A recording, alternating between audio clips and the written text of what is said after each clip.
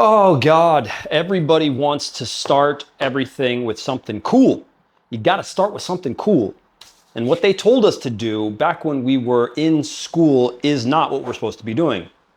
Everybody knows that now because we all can't speak the language that they taught us in school. And if you're in America, you know this to be true. If you're outside of that, you've probably not thought about it that much, but it's true. Second language acquisition does not seem to come from the entire schooling system. Why is that? Well, we're going to talk about that today. And we're going to talk about what you actually need to be doing at the beginning because everybody loves it. They get excited, right? You grab your things, you're all excited. Yeah, I'm gonna crush this. We're going to do that, this, and the other. And then you start with your little list of vocab and a week in, nothing.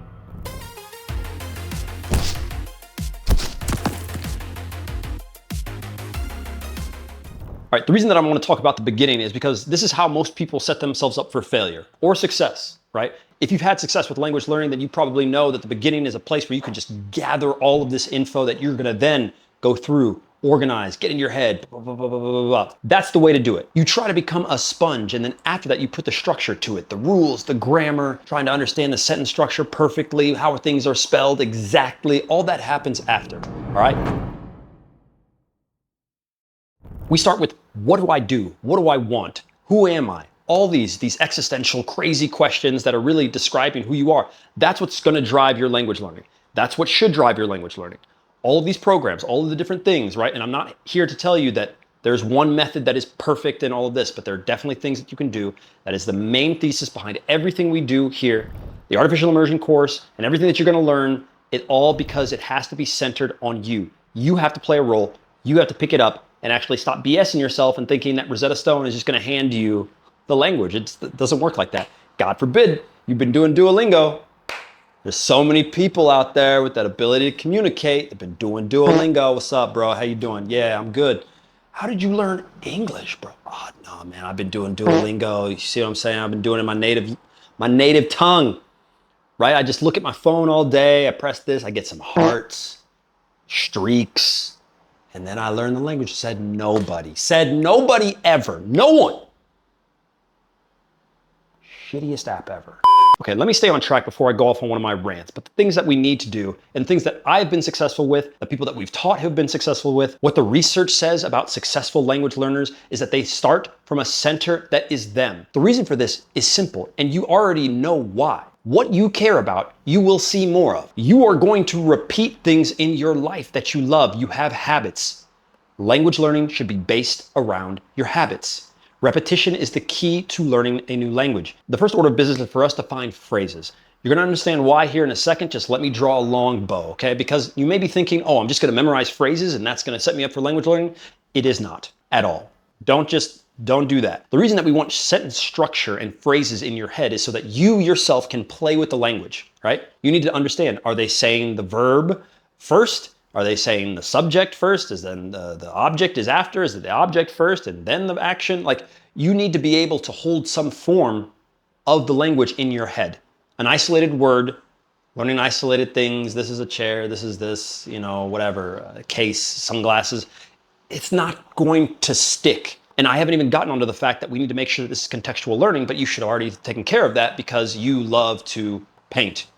And so you're learning everything about the paintbrush and the canvas, and the colors. All of that should be in your world. I just want to say one thing because we have an intense course for people who are trying to learn something and try to make real movement in 45 days. And I was discussing with one of our students about what he does and why are you doing your push-ups in your native tongue? Just switch. Why is that small list that you do every day in your native tongue? You see that word every day. You're telling me you can't learn that? Can't learn what it means to go buy, I want an apple? Write it down on the list. Don't just write apple, write I want an apple. I'm gonna buy 5, 10 apples. Write down the actual phrase, I'm going to buy 10 apples. So when you look at your list, it says I'm gonna buy 10 apples. I should buy 10 apples. You can start messing with it. This way, I'm so upset with the idea that we've pushed out into the language learning world that you don't have to change. You have to change. Learning a new language is going to change you. The way that you express yourself, the way that you used to do things is done. It's dead. So get that in your head when you're trying to make this work. Now, this is a global overall strategy video because I want you guys to understand where I'm coming from and why potentially what you were doing and where you're spending your time isn't the best. It's not that you're not going to get anything out of it if you have some exposure to another language. You will. Any exposure to a language, even the world's worst app, in my opinion, is going to give you something, right? But it's not going to give you the juice. You have limited time on Earth and limited time in the modern world. Use it wisely. An insane thing that you can do, and this is a very important exercise for you to try, is that I already told you that you need to be the center point of your language learning. Every day, your daily routines is where you need to start your base. All right. One of the things you can do is look at your world from outside yourself. What would someone be asking you? What are the questions that you are going to be receiving? How do you know that this person is going to ask you, what are you painting? What have you painted? When did you learn to paint? All of those things, you can play both roles now. And you're going to find out, obviously we talk about this in several other videos and also in the course, but there's an autologue, right? The autologue, this is an idea from Autologue, one of my favorite polyglots, and she discusses the ability for you to have this conversation within your head that's not necessarily a monologue. You're not just talking blah, blah, blah, blah. It's a conversation, all right? And throughout that conversation, you're gonna be able to pick out points and things that you don't know how to say. You're going to see your gaps, right? It's not to say that you shouldn't base your speaking and your output practice with a tutor, a native speaker, and all that stuff. It's to say that, like I said, you're going to change. And if you're going to change, that means you're gonna start to think a little bit when you're reflecting in your target language. And you can do that by asking yourself, what are you painting today? Why did you choose that? Those sorts of questions, when you can tell yourself them, when you understand the sentence structure behind them, you're gonna be able to play two parts. It's gonna give you a level up in your ability to learn, all right? Because you won't just constantly be so egocentric and saying like, I paint, I want food, I need bathroom, you know, I brush teeth, whatever, I drink water. It's perfectly fine. That's a way better place for you to start to be able to communicate basic ideas, but then you can take it up a notch. Why do you want the water? I was running and da da da da. Okay, will you run? Why do you run? Oh, this is my fitness.